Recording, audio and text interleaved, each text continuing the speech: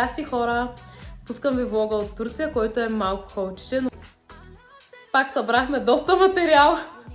Пак си объркахме пътя някъде, където бяхме тръгнали, но ще видите във влога по-нататък. Това вече не е запазена марка, просто да хващаме някакъв друг транспорт, който няма да ни заведе там, където искаме. И приятно гледане! Благодаря, че сте тук! Добро утро! Отиваме в Турция.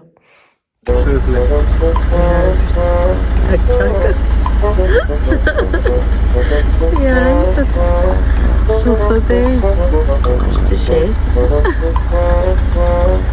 и влезнахме вече.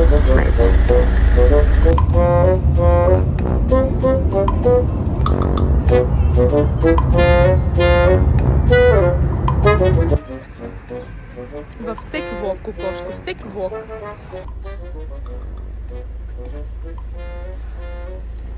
Набряхме се някъде. Някаква улица, всичко е много изнервено. Теодор освобождава пътя. Така, искам да поясня, че тази улица, която видяхте току-що, е много близо до хотела ни и ние трябваше да минем през нея, за да стигнем до хотела. Каква е тази улица? Нашия хотел се намира на средата на един пазар, който в 10 часа започва, а ние бяхме там в 9:45. И беше пълна лудница, защото вече всички пазарджии бяха започнали да си разтоварват стоката. И съответно никой не го интересуваше, че ние трябваше да минем по тази улица, за да стигнем до хотела.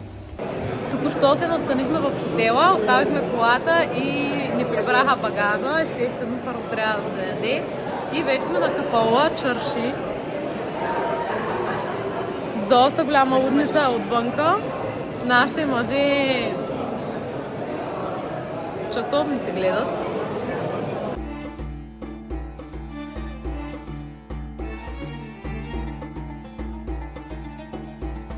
Много ядем. Какво ядем? Сухи? Сушени плодове, което виждам най-често тук от магазините, са почти едни и същи неща на всичките редици. Чанти, които изглеждат много добре, обаче са реплики със сигурност. Са на цени като за оригинали. Много злата, много тук някакви бижутерийни магазини. Много чай, много различни видове чай, с сокраф, с много вкусни чайове наистина. Оттам си взехме и плодовете.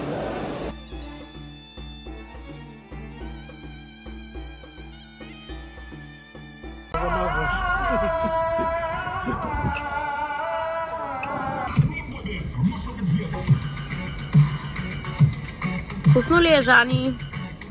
Беше вкусно, вече е поредно. Вече е тежко. Вече е тежко.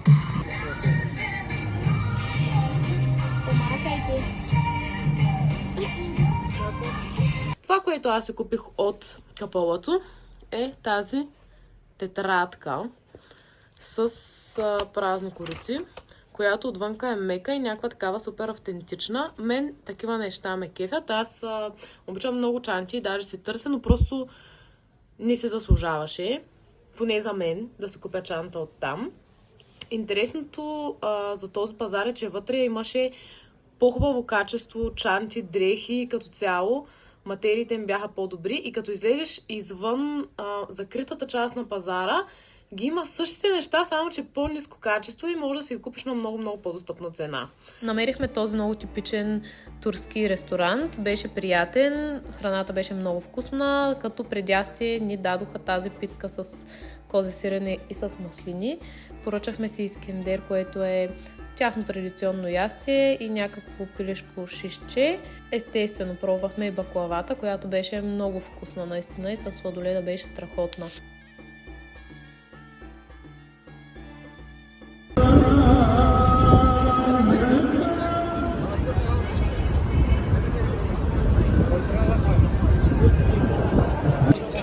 Ден втори към църквата.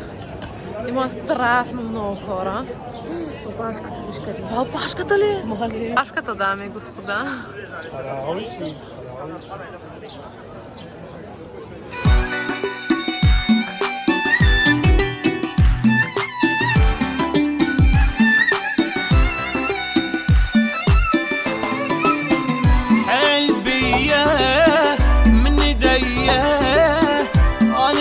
فردك ألف حيل. Хайде, бабе! Светлана, роден приятел. Бъдете живи, здрави. И много щастливи. شاطر وهيك بدور المليك ولا بد يجيك دور تموت بوجع يطيح الدمع ما يبقى بد مسدوح الدور والله الدور ويبين المضمون جمع التراب. Музей. Купих се шал. Аз продължавам съм се с дългата роба.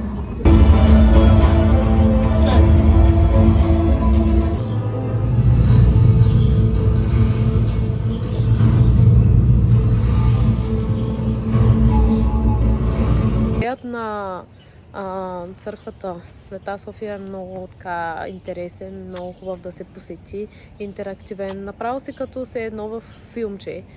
Влизаш, много ми хареса на мен и се заслужава. Платихме, мисля, че по 47 евро на човек за посещение в църквата и в музея. Джамията, синята джамия, тя не се плаща, безплатна е, но там имаше много голяма опашка и наистина като влизаш, преди да влезеш, защото в джамията винаги си сваляш обувките, доста понамирисва на крака. Така че имайте го предвид, ако сте решили да ходите там.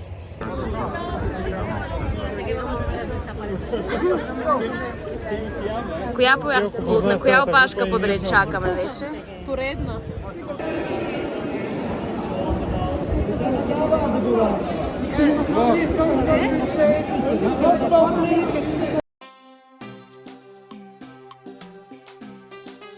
Тук вече се бяхме отправили към египетския пазар, който беше много по-наблъскан от Капала Чарши, но там имаше и малко по-различни неща, като става въпрос за подправките главно. Подправките наистина са много интересни, аз си купих някои от там и са много хубави, вече ги ползвам. На Жана новата турска придобивка. Честита да ти е! Тамам, чок гидел. Сега отиваме да си вземем нещо от стаята. Къде? И след това отиваме на следващата дестинация, която ще видите после.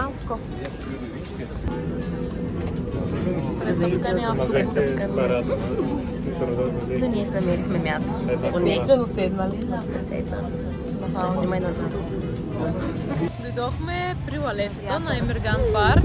Водихме се в автобус половин час, който беше супер наблъскан. Това всичко трябваше да са лалета, обаче явно са прецъфтели. Ние просто не сме ги хванали. Тук всичко трябваше да бъде лалета. За съжаление не сме оцелили. Ето хора.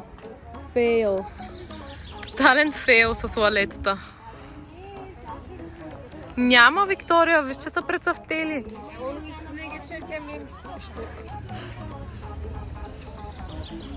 Лалетата, дами и господа. Няма ги. Ще плача. Плачи, искам да те видя как. Няма, това е. Няма да ги видим лалетата. Някой друг парк може да отидем. Като оставим на страна лалетата, парка е много красив. Най-отгоре в парка имаше няколко останали така лаленца, но изобщо не беше това, което трябваше да бъде. Нормално е да правим позичи. И ми черейте нас. Айде ли? Туалета, фосфора. Айде заставайте за снимка. Точно в момента не са пиети. Що да носиш тази шанта, като я носи? Само да я видя. Да поръчаме една манта, само да я видя. Не, сега трябваше, айде. Виж, искам тук някаква къща. Заповядайте. Благодаря. О, втора врата му.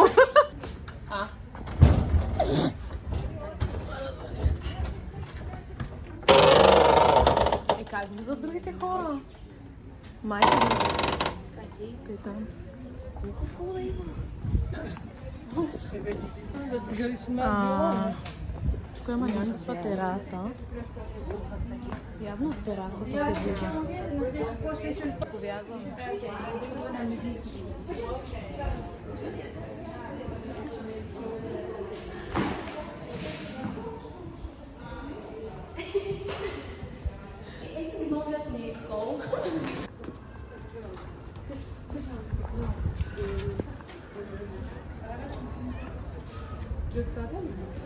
На пристанището сме и чакаме водния автобус.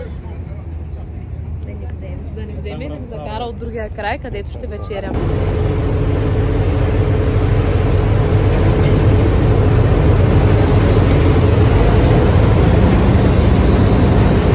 Така, ситуацията отново е трагикомична, защото се оказа, че ние сме хванали ферибота отново в обратната посока и час и половина е пътя. После ще се връщаме обратно. Не знам въобще на коя спирка трябва да слезем и как ще идем от другия край на Босфора. За наше щастие слязохме на една спирка, точно срещу която имаше невероятно кафе с зали за работа. Много се впечатлих, защото изглеждаха много добре.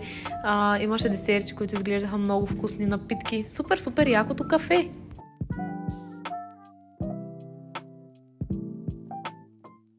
Ядохме, разбира се, както може да видите, но добре, че ядохме все пак нещо, защото стана така, че си изпуснахме резервацията за ресторанта. Добър вечер. Добър вечер. Тут ден. Няма ли да продължим напред още малко? Нали спирката? Днеска нищо не върви по план. Изпуснахме си резервацията в хотела, защото си, както ви казах, да е в ресторанта, защото както ви казах, хванахме грешния ферибот в грешната посока, изпуснахме си резервацията. После искаха много пари за такси до там. Много време. Ние щяхме да ги дадем. Бяхме готови, обаче нямаше да има смисъл. Да. Там ще хапваме и ще обикаляме. Айде, до после. Това през живота ми не съм имала такова екстремно прибиране с такси. Нямаме думи.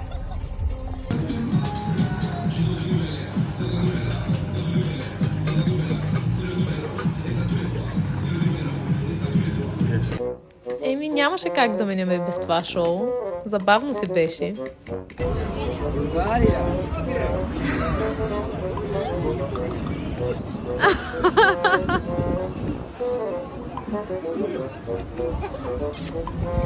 Aha gitti vallahi düştü.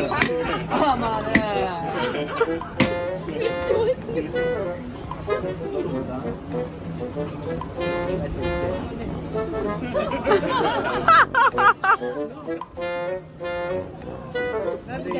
Хора, тръгваме си от хотела. Определено тези 3 дни бяха интересни. Пробвахме от всичко. В такъв голям град с толкова много хора със сигурност имаше много ситуации, много приключения, които нямаше как да снимам. Возихме се в такси, което беше скандално. Просто човека се носи във филма Такси. Същата работа. Много неща се случваха, които ги няма във влога, просто защото те се случваха на момента и аз нямаш как да ги заснема и после как да ви го обясня. И така интересно беше. Сега се тръгваме, гледаме да изпреварим пазара, защото, както ви показах в началото, нашия хотел се намира в много голяма близост до Гранд Пазара и изобщо тук целият район е някакъв огромен пазар, който започва работа много рано сутринта, хората се разтоварват постоянно някакви кашони, някакви неща и улиците просто са зарити с кашони и не можеш да минеш. И те затварят в 10 часа тия улици, но сега още ги няма продавачите и затова спокойно може да си излезем с колата. Ще идем да се разходим в мола, ще минем през Одрин за няколко неща и се прибираме. И като цяло съм с много така... тръгвам се от Истанбул с много смесени емоции, защото имаше много хубави неща, имаше неща, които ме притесниха. Единственото, което ми хареса е цялата гъчканица на пазарите, в градския транспорт, обаче то няма как, просто това си е преживяване. И също и нали, в джамиите, в църквите, защото имаше страшно много туристи, но реално И в такъв голям град не можеш да го избегнеш това нещо, особено в туристически сезон. Единственото, което малко се разочаровах е, че не можахме да видим муалетата, защото те вече бяха увяхнали. Приятели, благодаря ви, че гледахте и това видео. Надявам се да ви е било интересно, да сте се забавлявали и до следващия път. Чао!